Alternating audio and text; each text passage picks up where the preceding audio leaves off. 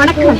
இன்னைக்கான content black வந்து எல்லாருக்கும் இல்ல உலகத்துல பாட் டைப்பு பாட் கலரு நிறைய பிடிக்கும். ஆனா சில பேருக்கு பிளாக் ஸ்கின் டோனா வந்ததுதான் அப்படியே ஸ்டாப் ஆயிடுவாங்க.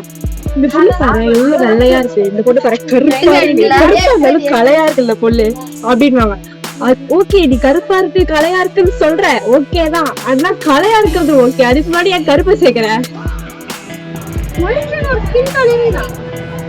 சொல்றாங்களே இவங்க ஒயிட்டா இருக்காங்க. நான் இங்க ஒயிட் தெரியும். உங்களை பத்தி நீங்க அவங்க மனுஷங்களே இல்ல.